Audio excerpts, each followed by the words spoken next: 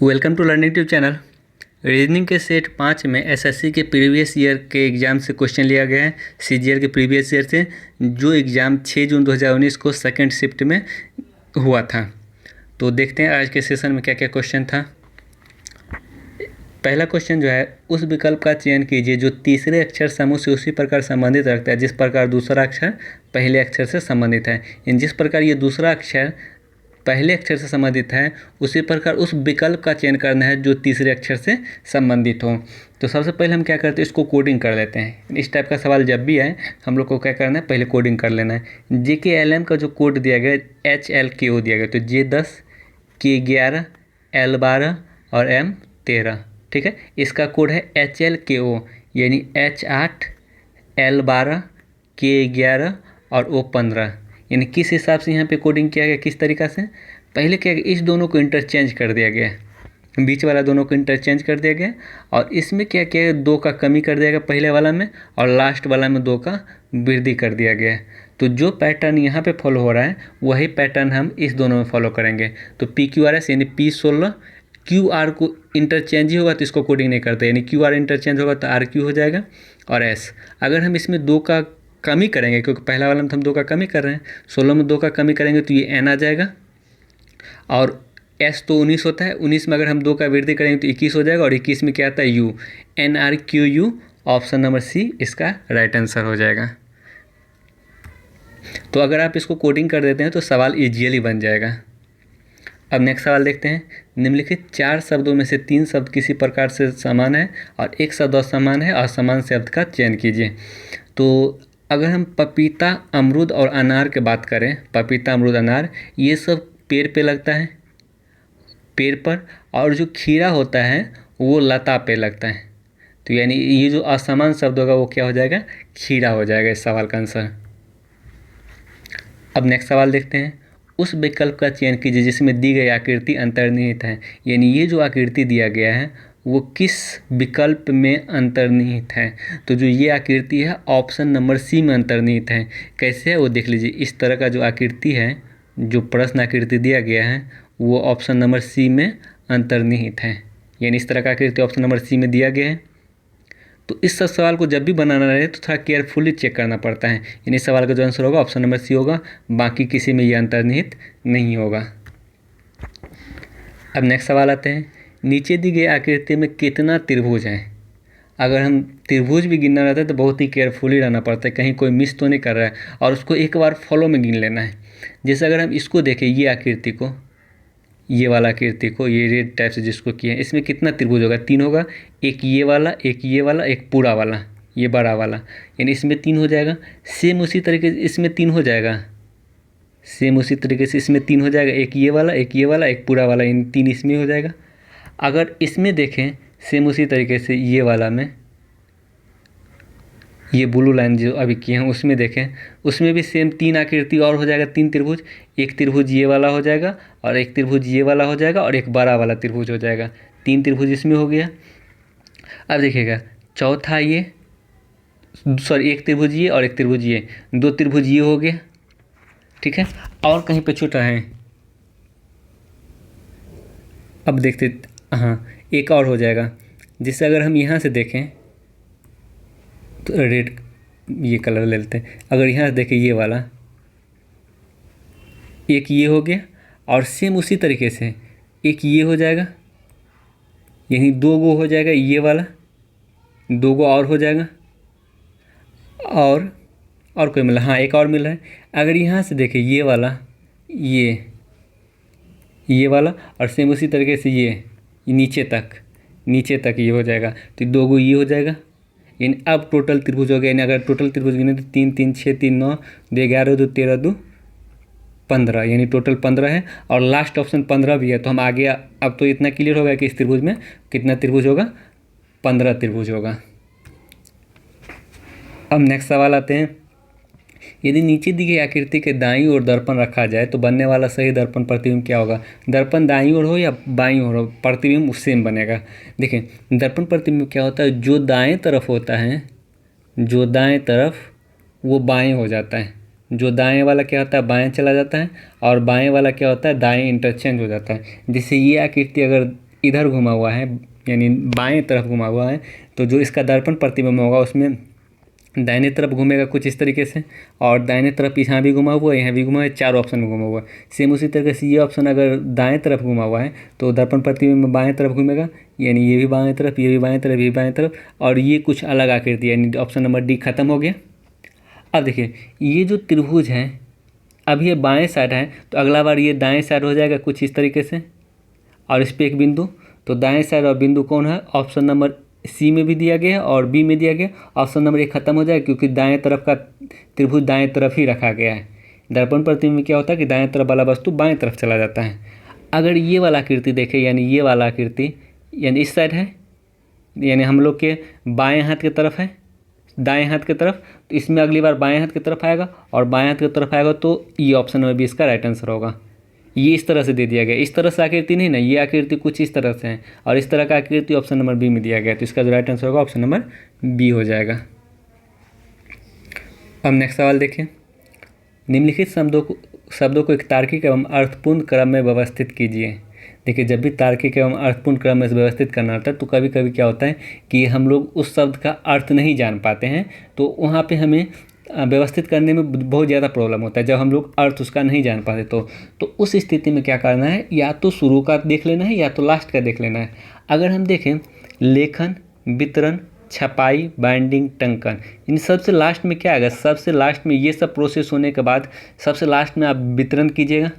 पहले बुक छपाई उपाई करने के बाद, टंकन करने के बाद ही ना लास्ट में वितरण कीजिएगा जब कंप्लीट हो जाएगा, यानी वितरण लास्ट का प्रोसेस है। और लास्ट में दो एक ही ऑप्शन में दिया गया डी, यानी इस सवाल का जो राइट आंसर होगा ऑप्शन नंबर डी हो जाएगा।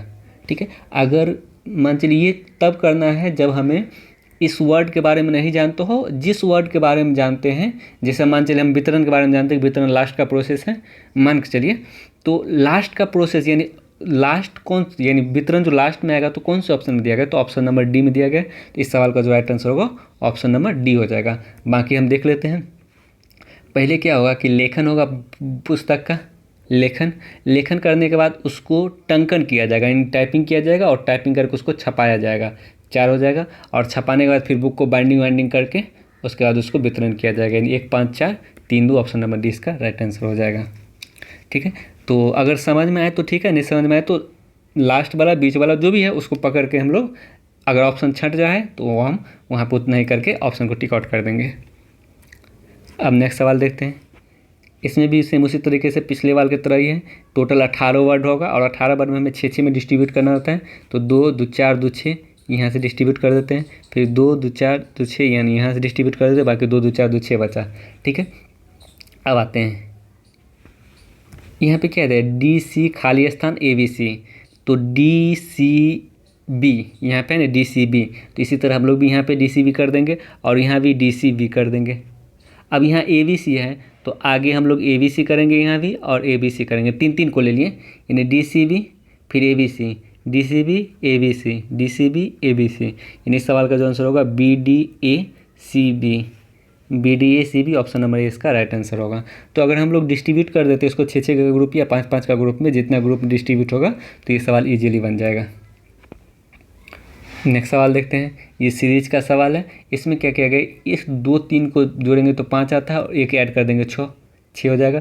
फिर इस 3 6 को जोड़ेंगे तो 9 होगा, 9 में 1 ऐड करेंगे 10, फिर 6 10 को जोड़ेंगे तो 16, 1 ऐड करेंगे तो 17, यानी आगे वाला जो संख्या होता है पीछे वाला संख्या को ऐड करने के बाद एक और ऐड कर दिया जाता है। जैसे 10 और 17 27 हो गया, और 1 जोड़ेंगे तो 28। सेम उसी तरह से इस दोनों को जोड़ेंगे तो कितना हो जाएगा 45, और 1 और ऐड करेंगे तो 46, यानी इस सवाल का जो आंसर होगा 46 ऑप्शन नंबर सी। अब देखिए ब्लड रिलेशन, अब जो हम नेक्स्ट टॉपिक होगा रीजनिंग में ब्लड रिलेशन का ही बताएंगे, और ये सब सवाल ज़्यादा कुछ रहता नहीं है, बस थोड़ा सा अगर बनाने का तरीका इसका आता है अच्छे से, मतलब जो जिस तरीक़ा से बनाया जाता है अगर वो तरीका आता है आपको शॉर्टकट वाला, तो बहुत ही ईजीली सवाल बन जाएगा। जैसे इसमें क्या बोला गया कि हम पिछला वाला वीडियो में बताए थे कि अपना पीढ़ी को साथ में रखना है, मम्मी पापा को ऊपर रखना है, दादा दादी को उससे भी ऊपर, बेटा बेटी को नीचे, और पोता पोती को उससे भी नीचे, और हस्बैंड वाइफ को इस तरह से इंडिकेट कर देंगे मेल फीमेल से, ताकि पता चले कि वो दोनों हस्बैंड वाइफ हैं। ठीक है, अभी फ़िलहाल के लिए इतना जानते हैं, पहले फिर ब्लड रिलेशन चैप्टर हम नेक्स्ट पढ़ेंगे, तो वहाँ पे हम लोग अच्छे से सवाल को देखेंगे। 8 व्यक्तियों के परिवार में 2 विवाहित युगल हैं, और प्रत्येक युगल के 2 बच्चे हैं, यानी दो कपल हैं और दोनों कपल के 2 बच्चे हैं, 2 चिल्ड्रन भी, दोनों के 2 चिल्ड्रन हैं। तो 2 2 4 और 2 6 2 8, यानी 2 कपल मतलब 4 आदमी यहाँ और 4 बच्चा यहाँ, 4 4 8 आदमी हो गए। अब आते हैं सी डी चचेरा भाई है, यानी सी डी जो है चचेरा भाई, इस स्टेटमेंट को भी रहने देते हैं। सी डी, ई के पिता का विवाह जी से हुआ है। जैसे ई के कोई पिता होगा, ई का पिता होगा, पिता को ऊपर लिखेंगे, और इसका जो विवाह हुआ है वो किससे हुआ है, जी से हुआ है। तो इसका मतलब जी क्या हो जाएगी, माता हो जाएगी ई की माता जी हो जाएगी। अब आते हैं ई के पिता का विवाह जी से हुआ है, जी एफ की आंटी है। अगर जी एफ की आंटी है तो इसका मतलब ये जो जी है, जिस जी का कोई ना कोई देवर होगा, उसका बेटा कौन हो जाएगा, एफ हो जाएगा। जी एफ की आंटी है तभी तो, यानी देवर का जो बेटा होगा वो भतीजा हो जाएगा ना। तो यानी एफ का आंटी है, इसका मतलब एफ के पापा की ये भाभी हो जाएगी। ठीक है। अब एफ की माँ का एच का और एफ की माँ एच का विवाह बी से हुआ है, यानी एफ की जो मम्मी होगी उसका विवाह किससे हुआ है, एफ की माँ एच का विवाह बी से हुआ है। इसका मतलब बी एफ का पापा होगा और एफ की माँ एच बोला जा रहा है ना, तो और एच उसकी मम्मी हो जाएगी, यानी ये फीमेल और ये मेल हो जाएगा। ठीक है। अब आते हैं बी ए का भाई है, अगर बी ए भाई है यानी ये और ये भाई है, तो इसका मतलब ए जो है यहाँ पे आ जाएगा, ए का एक ही स्थान है बचा हुआ। सी एच का भतीजा है, अगर सी एच का भतीजा है, सी अगर एच का भतीजा है, इसका मतलब ये जी का बेटा हो जाएगा सी, क्योंकि प्रत्येक कपल के 2 चिल्ड्रन हैं और एच यहाँ पे है, तो एच का भतीजा मतलब एच के भाई का बेटा, यानी सी इसका बेटा हो जाएगा जी का। अगर सी जी का बेटा है तो सी और डी चचेरा भाई था, तो इसका मतलब डी इसका बेटा हो जाएगा, एच का बेटा हो जाएगा। तभी तो 2 कपल हो गए, एक कपल ये एक कपल ये, इन 2 विवाहित जोड़ा और दोनों के 2 2 बच्चा हो गए। ठीक है। अब जो भी सवाल पूछे उसका हम आंसर ईजिली निकाल सकते हैं। क्या पूछा जा रहा है, ए का डी से क्या संबंध है, यानी ए जो है डी का कौन है, यानी डी के पिता के भाई कौन हो जाता है, चाचा, यानी ए डी का चाचा है। ऑप्शन नंबर सी अंकल इसका आंसर चाचा हो जाएगा। अब नेक्स्ट सवाल देखते हैं। उस विकल्प का चयन करें जो तीसरे पद से उसी प्रकार संबंधित जैसे दूसरा पद पहले पद से संबंधित है, यानी प्रसन्न आनंदित, ये दोनों साइनोनिम्स है, यानी एक दूसरे का समानार्थी शब्द है। उसी तरह से उदास का समानार्थी शब्द क्या हो जाएगा, विषादग्रस्त, यानी सवाल का जो आंसर होगा ऑप्शन नंबर सी। वैसे ऑप्शन से भी छांट सकते हैं। उदास का जो उसका समान शब्द होगा वो संतुष्ट तो होगा नहीं, आनंदपूर्ण तो होगा नहीं, विनोदपूर्ण तो होगा नहीं, क्योंकि ये तीनों पॉजिटिव सेंस में देता है। तो इसका जो आंसर होगा ऑप्शन नंबर सी हो जाएगा। अब नेक्स्ट सवाल आते हैं। जैसे पोस्टर का जो कोड दिया गया 5-9, यानी पोस्टर का जो कोड दिया गया है, पोस्टर का कोड 5-9-2-3-1-4 दिया गया है। ठीक है। और डार्क का जो कोड दिया गया, डार्क का वो 8-6-4-7 दिया गया है। और किसका कोड निकालना है, स्ट्रोक का कोड निकालना है। देखिए जो लोग कोडिंग डिकोडिंग चैप्टर पढ़े होंगे, यानी इस चैनल पे पढ़े होंगे, वो लोग को पता होगा कि अगर ये स्ट्रोक का सारा वर्ड इस दोनों में मैच कर रहा है, स्ट्रोक का सारा वर्ड इस दोनों में मैच कर रहा है, तब क्या होता है कि एक दूसरे के नीचे वाला उसका कोड हो जाता है। जैसे आर के नीचे 4 है तो आर का कोड 4, ई का कोड 1, टी का कोड 3, एस का कोड 2, ओ का कोड 9 और पी का कोड 5। यहाँ पे डी का कोड 8, ए का कोड 6, आर का कोड 4। अब हम कंफर्म कर देंगे कि कैसे एक दूसरे का कोड होगा वो भी देख लेते हैं। आर का कोड यहाँ पे 4 हो रहा है, आर का कोड यहाँ भी 4 हो रहा है, तो हम इससे अंदाज़ लगा सकते थे। और के का कोड 7 हो रहा है, तो हमें स्ट्रोक का कोड निकालना है। तो एस का कोड यहाँ पे 2 है, यानी 2 लिख लेंगे। टी का कोड कितना है, 3 है, तो यहाँ पे 3 लिख लेंगे। और 2-3 से 2 बार स्टार्ट हो रहा है, तो ये दोनों ऑप्शन खत्म हो जाएगा, ऑप्शन नंबर सी डी खत्म हो जाएगा। 2-3 से 2 बार स्टार्ट हो रहा है। देखिए 4-9 दोनों में कॉमन है, तो 4-9 को हम लोग चेक नहीं करेंगे लास्ट का, यानी इस दोनों को चेक नहीं करेंगे क्योंकि ये दोनों तो कॉमन ही है ना। तो हम लास्ट में के और ई का चेक कर लेंगे। तो के 7 और ई 1, लास्ट में 7-1 आना चाहिए, तो 7-1 ऑप्शन नंबर ए इसका राइट आंसर हो जाएगा। तो एक चीज़ ध्यान दीजिएगा, अगर जो जिसका कोड निकालना है उसका सारा का सारा वर्ड इस दोनों में मैच कर जाए तो एक दूसरे के नीचे वाला ही उसका कोड हो जाता है। अब नेक्स्ट सवाल देखते हैं। उस संख्या युग्म का चयन कीजिए जिसमें दोनों संख्या आपस में उसी प्रकार संबंधित है जिस प्रकार नीचे दी गई संख्या युग्म दोनों संख्या आपस में संबंधित, जैसे ये संबंधित है उसी तरह से बाकी कहाँ पे कोई संख्या युग्म संबंधित हो रहा है। तो 28:63 को हम लिख सकते हैं, अगर 7 से काटेंगे तो 4 बार में, 7 से काटेंगे तो ये 9 बार में, यानी 4:9। 28:63 को अगर हम 7 से काटेंगे तो 4:9 हो रहा है। तो 4:9 और बाकी कौन सा ऑप्शन नंबर है? अगर ऑप्शन नंबर डी देखें तो डी को 4 से काटेंगे तो 16 और 36 को अगर हम 4 से काटेंगे तो 4 से 4 बार में, 4 से 9 बार में, यानी ये 4:9 हो रहा है। यानी इस सवाल का आंसर होगा ऑप्शन नंबर डी हो जाएगा। जिस प्रकार 28 और 63 का जो रेशियो है 4:9 होता है, उसी प्रकार 16 और 36 का जो रेशियो है वो 4:9, ऑप्शन नंबर डी इसका राइट आंसर हो जाएगा। अब नेक्स्ट सवाल देखते हैं। गूंगापन का संबंध जो है वो बोलने से संबंधित दिया गया है, तो इसका मतलब ये एक दूसरे का विपरीत शब्द दिया गया है। गूंगापन का जो विपरीत होता है वो बोलना होता है। उसी प्रकार स्मृति लोप का जो विपरीत होगा वो अस्मृति हो जाएगा, यानी स्मृति का लोप होना उसका विपरीत जो होगा वो अस्मृति हो जाएगा, यानी इसका जो आंसर होगा ऑप्शन नंबर ए हो जाएगा। अब नेक्स्ट सवाल देखते हैं। निम्नलिखित 4 अक्षर समूह में से 3 अक्षर समूह किसी प्रकार एक समान है और एक असमान है, तो असमान अक्षर समूह का चयन कीजिए। यानी 3 जो अक्षर समूह है वो किसी प्रकार समान है और एक जो है वो असमान है। जैसे अगर हम वर्ड का बात करें, इसमें एक वॉवेल है और 3 कॉन्सोनेंट है। पास्ट का बात करें, इसमें भी एक वॉवेल है और 3 कॉन्सोनेंट, एक वॉवेल ए है और 3 कॉन्सोनेंट। डेक का बात करें, इसमें भी एक वॉवेल है बाकी 3 कॉन्सोनेंट हैं। और ये जूम का बात करें, इसमें 2 वॉवेल हैं और 2 कॉन्सोनेंट हैं। तो ये तीनों किसी न किसी प्रकार संबंधित है, एक वॉवेल 3 कॉन्सोनेंट से ये तीनों संबंधित है। ऑप्शन नंबर बी असमान शब्द हो जाएगा, यानी इस सवाल का जो आंसर होगा ऑप्शन नंबर बी हो जाएगा।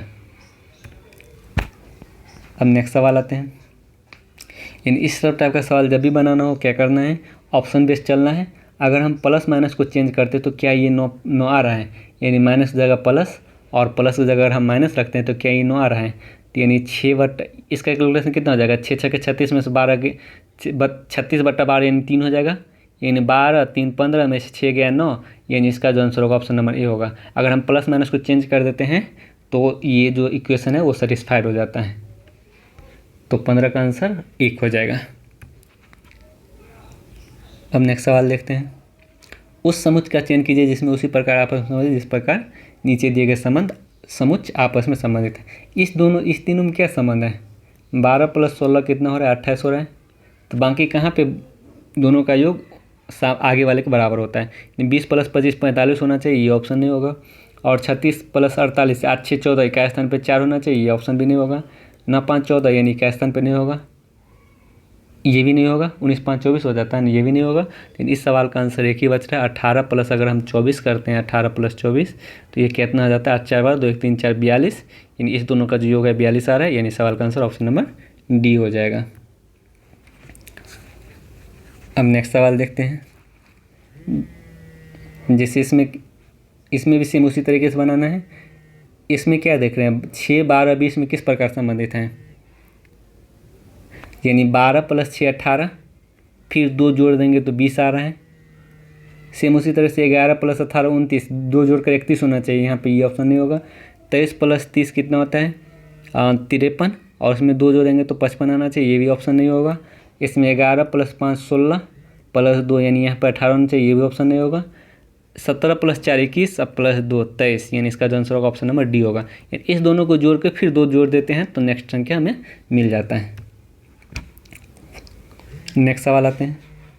नीचे दी गई श्रेणियों के बीच सर्वश्रेष्ठ संबंध को दर्शाने वाले वेन आरेख का चयन कीजिए। देखिए, वेन डायग्राम बनाते समय बहुत ही केयरफुली रहना पड़ता है, वहाँ पे गलती होने का चांसेस बहुत ज़्यादा रहता है। इसको बनाने के लिए सबसे पहले क्या करना पड़ेगा, तीनों में हम लोग रिलेशन देखेंगे। डॉक्टर और वेतनभोगी का क्या संबंध है, यानी कुछ जो डॉक्टर होता है वो वेतनभोगी होता है, वेतन वाला। माता पिता और वेतनभोगी में क्या संबंध होता है, कुछ माता पिता वेतनभोगी होता है और कुछ को वेतन नहीं भी मिलता है, यानी कुछ जो वेतनभोगी होता है और कुछ वेतनभोगी नहीं भी होता है। डॉक्टर और माता पिता में क्या संबंधित हैं, यानी कुछ माता पिता डॉक्टर होते हैं, यानी डॉक्टर में से कुछ ही माता पिता होता है, सब डॉक्टर तो माता पिता होता नहीं है, कुछ ही डॉक्टर माता पिता हैं। तो कहीं भी सभी का संबंध आया, इस तीनों में कहीं भी सभी का संबंध नहीं आया। तो अगर कहीं भी सभी का संबंध नहीं आया तो ये ऑप्शन ख़त्म हो जाएगा, क्योंकि यहाँ पे एक चीज़ को सभी बना दिया जा रहा है। ये भी ऑप्शन ख़त्म हो जाएगा क्योंकि यहाँ भी एक चीज़ को सभी में सभी का रिलेशन ले रहा है। ठीक है, अगर ऑप्शन नंबर बी देखें, इस दोनों में तो कोई रिलेशन नहीं है, कोई नहीं का रिलेशन, इस दोनों में कोई रिलेशन नहीं ना। और जबकि हमें कोई नहीं वाला रिलेशन भी नहीं चाहिए, हमें हर जगह कुछ कुछ का रिलेशन चाहिए। इस सवाल का जो आंसर होगा ऑप्शन नंबर सी। देखिए, कुछ डॉक्टर वेतनभोगी होता है, कुछ वेतनभोगी में माता पिता भी शामिल होता है, और कुछ डॉक्टर में माता पिता भी शामिल होता है। तो यानी सवाल का आंसर होगा ऑप्शन नंबर सी हो जाएगा। अब ये पासा वाला सवाल पिछले भी 3 या 4 वीडियो में आ चुका था, उसको हम लोग कैसे बना देते हैं कि सबसे पहले हम लोग कॉमन खोजते थे। इस दोनों में जो कॉमन है वो 3 है, तो जो कॉमन मिले उससे क्लॉकवाइज या एंटी क्लॉकवाइज घूम जाना है। अगर हम क्लॉकवाइज घूमेंगे तो 3 1 6, यानी 3 के बाद 1 आएगा, उसके बाद 6 आएगा। अगर हम यहाँ से क्लॉकवाइज घूमेंगे 3 4 2, यानी पहले 3 आएगा, उसके बाद 4, उसके बाद 2 आ जाएगा।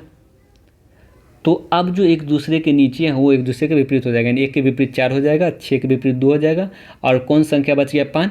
पासा में लेकर 1 से लेकर 6 तक ही संख्या लिखा जाता है ना, तो 1 2 3 4 सबका यूज कर दिया गया, लेकिन 5 का यूज नहीं किया गया। इसका मतलब जो 3 का विपरीत होगा वो 5 हो जाएगा। तो किसमें किसका पूछ रहा है? एक फलक के नीचे पूछ रहा है ना, यानी 1 का विपरीत क्या हो जाएगा? 4। ऑप्शन नंबर डी इसका राइट आंसर हो जाएगा। अब नेक्स्ट सवाल आते हैं, ये पेपर फोल्डिंग और कटिंग है, यानी इस सवाल को हम लोग कैसे बनाएंगे वो भी देखते हैं अच्छे से। सॉरी,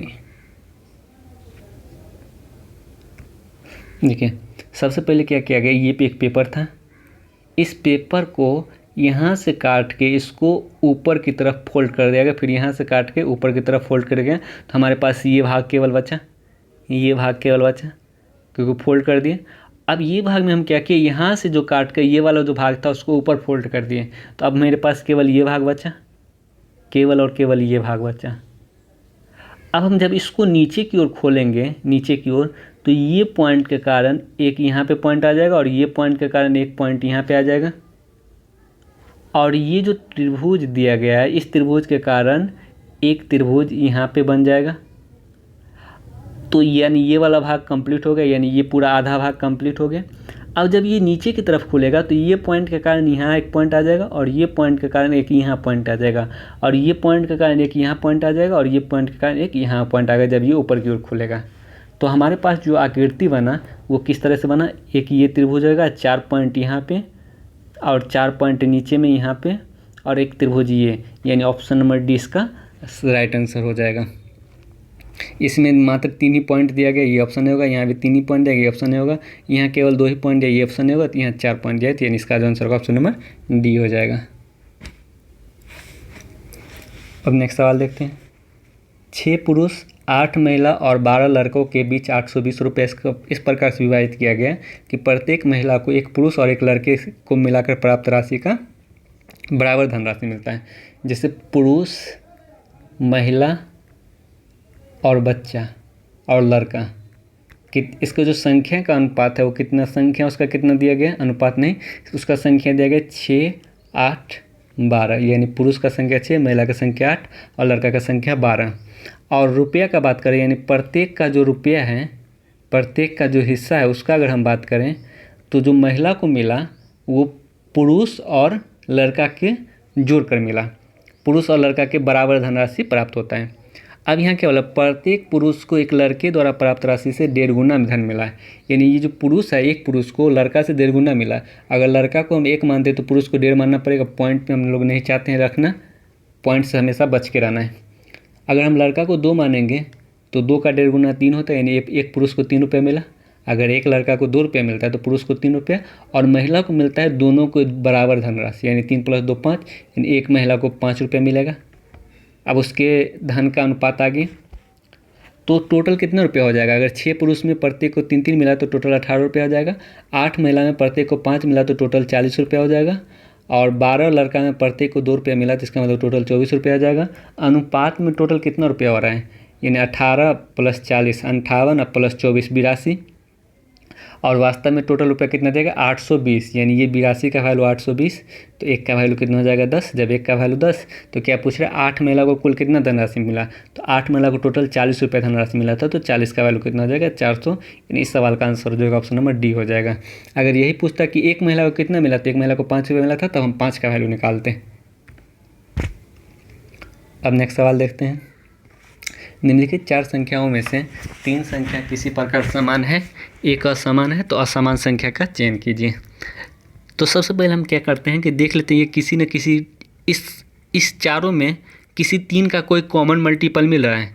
अगर हम 3 का डिविजिबिलिटी चेक करें तो ये केवल ये 3 से कट रहा है, 3 1 4 6 4 10 ये 3 से नहीं कट रहा है, 6 6 12 1 13 ये 3 से नहीं कट रहा है, 9 2 11 ये 3 से नहीं कट रहा है, 3 2 5 1 6 ये 3 से कट रहा है। देखें यहाँ पे बहुत लोग क्या करेंगे, इसका आंसर डी टिक आउट करेंगे, जो कि हमेशा के लिए गलत हो जाएगा। और इसका लॉजिक क्या देंगे वो, अगर मान चलिए कोई स्टूडेंट बनाता है और यहाँ पे 6 देता है, इसको 6 टिक आउट करता है, तो वो क्या लॉजिक देंगे कि ये 3 से कट रहा है, बाकी 3 से नहीं कट रहा है, इसीलिए ये अलग हो जाएगा। लेकिन ये लॉजिक हमेशा गलत हो जाता है। हमें ये लॉजिक नहीं देना कि ये कट रहा है, जिसको आप छांट रहे हो उसमें उसको मत देखिए, बाकी 3 में रिलेशन देखिए कि बाकी 3 किस प्रकार संबंधित हैं। आप क्या कर रहे हैं, केवल इसको छांट रहे हैं, यानी हम बोल रहे हैं कि ये 3 से कट रहा है, बाकी 3 से नहीं कट रहा है, तो बाकी 3 में तो हम रिलेशन भी तो नहीं निकाल रहे हैं। आप नहीं वाला रिलेशन तो बहुत चीज़ निकाल सकते हैं। किसी चीज़ में अगर अवगुण खोजना हो तो बहुत खोज सकते हैं, उसका गुण देखिए ना, उसके गुण में क्या समानता है, यानी हाँ वाला कोई रिलेशन देखिए ना। इस तीनों में आप नहीं वाला रिलेशन देख रहे हैं कि ये तीनों नहीं कट रहा है, तब तो बहुत चीज़ हम बोल सकते हैं, ये तीनों बहुत चीज़ बोल सकते हैं तब इसको, यानी इसके एक स्थान पे 2 है, बाकी 3 के एक स्थान पे 2 नहीं है। तो इस तरह से नहीं बनाना है, यानी हमें 3 में समानता देखना रहता है, और जो समानता में नहीं आता वो अलग हो जाता है। जैसे अगर इसमें देखें तो 3 1 4 और 4, यानी ये 11 का मल्टीपल है, 9 2 11 ये भी 11 का मल्टीपल है, और 6 1 7 में से 6 गया 1 अंतर 1 हो रहा है, ये 11 का मल्टीपल नहीं है, और 2 1 3 3 में से 3 गया 0, यानी ये 11 का मल्टीपल है। हम इसको ऑप्शन नंबर बी को छांट सकते हैं, क्योंकि ये 11 का मल्टीपल नहीं है, बाकी 3 में ये समानता है कि ये तीनों जो हैं वो 11 का मल्टीपल है, यानी इस सवाल का जो आंसर होगा ऑप्शन नंबर बी होगा। ठीक है, जो कॉमन मिस्टेक करता है उस कॉमन मिस्टेक को नहीं गलती करना है, हाँ वाला रिलेशन देखना है, नहीं वाला रिलेशन नहीं देखना है। अब नेक्स्ट सवाल देखते हैं। टीचिंग का जो कोड दिया गया SDVD-GH है, तो सबसे पहले हम इसको जल्दी जल्दी कोडिंग कर लेते हैं, यानी T20 E5 A1 C3 H8 I9 N14 G7, और इसका कोड S18 D4 S19 होता है, R18 होता है, S19 D4 B2 D4 G7 H8 O15 H8। ठीक है, हम यहाँ क्या रिलेशन देख रहे हैं, यहाँ पे क्या किया गया, इस 2 संख्या में 1 1 का कमी किया गया है, फिर यहाँ 2 संख्या में क्या किया गया, 1 1 का वृद्धि किया गया है, फिर आगे 2 में 1 1 का कमी किया गया, फिर आगे 2 में 1 1 का वृद्धि किया गया। ठीक है, उसी तरह से बुक बॉर्ड में अगर हम B और O में 1 का कमी करेंगे, B में 1 का कमी करेंगे A, और O में 1 का कमी करेंगे N, यानी AN आना चाहिए। चलिए ये ऑप्शन ख़त्म, AN यहाँ भी है, AN यहाँ भी है, AN यहाँ भी है, और आगे देख रहे हैं PLX, देखिए PL मैच कर रहा है, PL यहाँ भी है, PL यहाँ भी है, तो हम क्या करते हैं, अब ये 2 को नहीं चेक करते हैं, आगे 2 देख लेते हैं, क्योंकि PL तो हर जगह है। हम यहाँ 1 का कमी किए, इस दोनों में 1 का वृद्धि करेंगे, आगे दोनों में 1 का कमी करेंगे, W में 1 का कमी करेंगे तो V हो जाएगा, और O में 1 का कमी करेंगे तो N हो जाएगा। AN VN कौन सा ऑप्शन में है, सॉरी VN यहाँ पे है, और यहाँ पे नहीं, इसका जो आंसर होगा ऑप्शन नंबर ए होगा VN, 2 अंक के बाद VN एक ही ऑप्शन में है, तो इस सवाल का जो राइट आंसर होगा ऑप्शन नंबर ए हो जाएगा। अब नेक्स्ट सवाल देखते हैं। कुछ विद्यार्थी खिलाड़ी हैं, कुछ खिलाड़ी एथलीट है। इस सवाल को अच्छे से देखना है, जिससे विद्यार्थी में इसका 2 डायग्राम बनेगा। विद्यार्थी में कुछ ही विद्यार्थी क्या है, खिलाड़ी हैं। ठीक है, इसका 2 डायग्राम बनेगा, दोनों डायग्राम हम लोग बना लेते हैं, यानी विद्यार्थी में कुछ ही विद्यार्थी क्या है, खिलाड़ी हैं। ठीक है, अब क्या बोला जा रहा है, कुछ खिलाड़ी एथलीट है। अगर ये बोला गया कि कुछ खिलाड़ी एथलीट है, तो हम खिलाड़ी के इस भाग में से कुछ भाग को लेकर एथलीट बना सकते हैं। यहाँ भी तो कुछ खिलाड़ी एथलीट हो रहा है, हम खिलाड़ी के इस कुछ वाले भाग को भी लेकर तो एथलीट बना सकते हैं ना। हमारे पास जो बोला गया स्टेटमेंट है कि कुछ खिलाड़ी एथलीट हैं, तो यानी हम खिलाड़ी के इतने भरे भाग में से यानी खिलाड़ी के इतने बड़े भाग में से हम यहाँ के कुछ भाग को एथलीट बना सकते हैं, और यहाँ पे जो खिलाड़ी है यहाँ हम इस वाले कुछ भाग को लेकर भी तो एथलीट बना सकते हैं। तो हमारे पास यहाँ पे 2 डायग्राम बनेगा, एक विद्यार्थी को लेकर और एक विद्यार्थी को छोड़ के। ठीक है, अब जो भी आंसर निकालना होगा हमें, इस दोनों स्टेटमेंट में जो सही होगा वही आंसर इसका होगा। अगर पहला स्टेटमेंट देखें, कुछ खिलाड़ी एथलीट हैं, कुछ खिलाड़ी एथलीट इसके अकॉर्डिंग सही है और इसके अकॉर्डिंग गलत हो रहा है। कुछ विद्यार्थी एथलीट है ना, तो यहाँ पे कुछ विद्यार्थी एथलीट यहाँ पे हो रहा है ये 2 नंबर में, और कोई भी विद्यार्थी एथलीट नहीं है वो 1 नंबर में हो रहा है, कोई भी विद्यार्थी एथलीट नहीं है। यानी 1 और 3 में से या तो 1 सही होगा या तो 3।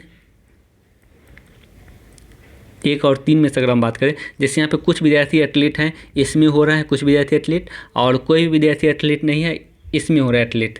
हमारे पास 2 डायग्राम बनना, दोनों डायग्राम में से कोई एक ही डायग्राम सही होगा, यानी या तो 1 सही होगा या तो 3 सही होगा। निष्कर्ष 1 या निष्कर्ष 3 में से कोई एक सही होगा।